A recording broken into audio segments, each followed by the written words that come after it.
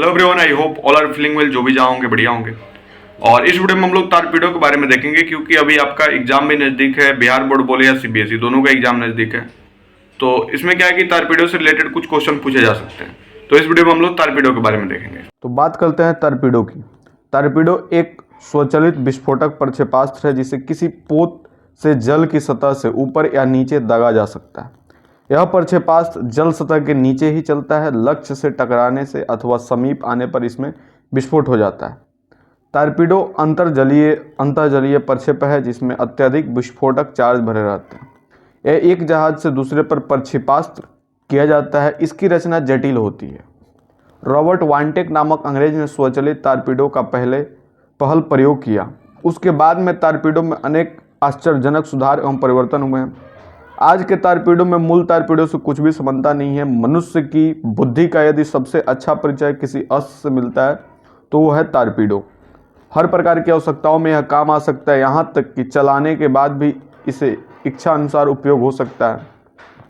यह पानी के अंदर काफ़ी अंदर जा सकता है, सीधे जा सकता है और अभिष्ट होने पर एक या अनेक बार दिशा को बदला भी जा सकता है। पानी में जिस गहराई पर यह स्थापित किया जाता है उसी गहराई पर स्थिर रहता है और जहाज से टकराने पर यह उसके नौतल के नीचे से पार होते हैं। समय विध्वंसक विस्फोटक करता है। टारपीडो अनेक प्रकार के होते हैं।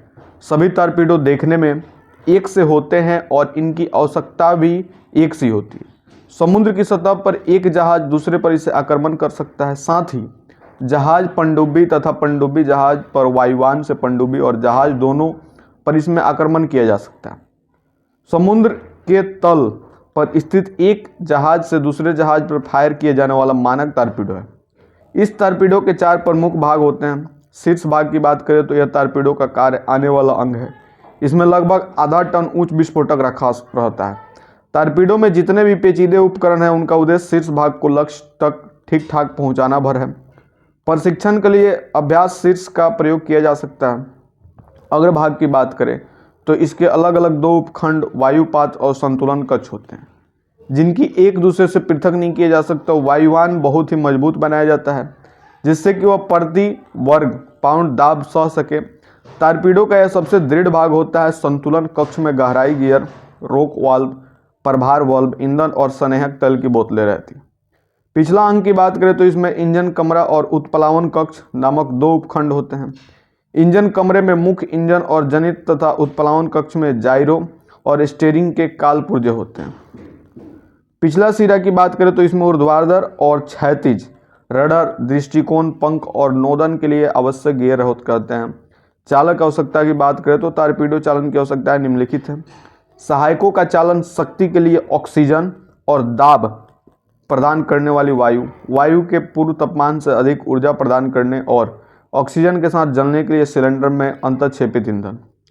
इंजन गतिशील काल पुर्जे और टारपीडो के पिछले सिरे तथा सहायकों तथा स्नेहक करने के लिए तेल तथा इंजन को ठंडा करने के लिए जल। नियंत्रण की बात करें तो टारपीडो को चलाने और चाल को रोकने के लिए वाल्व और एक नियंत्रक वाल्व जो इंजन को अस्थायी और अस्थिर दबाव वाली वायु प्रदान कर सके ताकि टारपीडो की चाल एक सी बनी रहे। निश्चित पथ से टारपीडो को भटकने से रोक सकने के लिए जायरो तथा टारपीडो को अपनी नियत गहराई पर रखने के लिए गहराई गियर। नोदन के लिए शक्ति उत्पादन की बात करें तो इसके लिए निम्नलिखित बातें आवश्यक होती है। जब टारपीडो को फायर करना होता है तब चालन वाल्व को खोल दिया जाता है। इंजन कमरे में स्थित नियंत्रक बल को उच्च दबाव वाली वायु प्रदान की जाती है जिसमें वायु का दबाव कम हो जाता है। ऐसे कम दबाव वाली वायु का मुख्य अंश सीधे जनित्र में जाता है और शेष अंश इंजन और तेल बोतल में जाकर उस पर दबाव डालता है। दबावधीन ईंधन बोतल को छोड़कर 2 अलग अलग नलियों से निकलता है। एक नाली को पायलट ईंधन नाली और दूसरे को अंतःक्षेपण ईंधन नाली कहते हैं। पायलट ईंधन जनित्र में जाता है जहां वह वायु से मिश्रित हो जाता है। ऐसा मिश्रित वाष्पीय ईंधन तब जलाया जाता है और जलती गैस प्रेरणा बल द्वारा इंजन के सिलेंडर में प्रवेश करती है।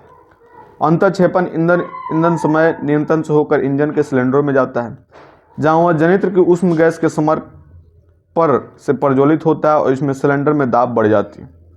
जली हुई गैस से पिस्टन को नीचे ढकेल कर अपना कार्य करते हुए क्रैक के खोल में आती है और वहां से नोदन ईर्ष्या केंद्र से निकल जाती है।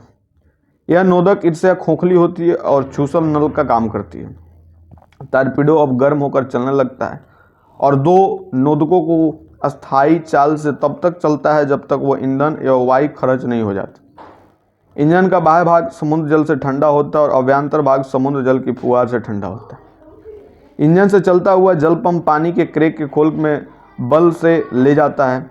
चलते हुए टारपीडो के नियंत्रण की बात करें तो टारपीडो का मार्ग घूर्णदर्शी से निश्चित होता है और यह घूर्णदर्शी स्टीयरिंग इंजन से स्वचालित होती है।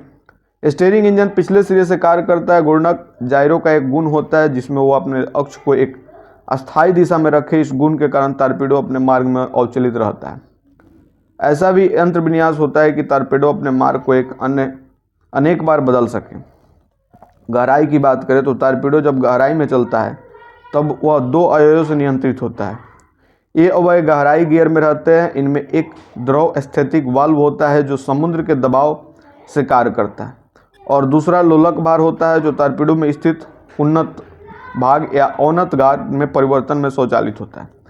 इन दोनों अवयवों का संयुक्त संचालन नियमन मोटर और उपयुक्त छड़ गियर द्वारा जो पिछले भाग के क्षैतिज राल में लगा रहता है रिले होता है।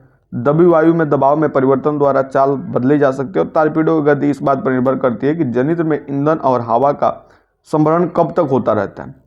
उच्चतम दौड़ अभिष्ट न होने पर तदनुपात संख्या में इंजन परिकर्पण होने के बाद रोक साधन से काम लेते हैं। टारपीडो के बारे में छोटी सी इन्फॉर्मेशन।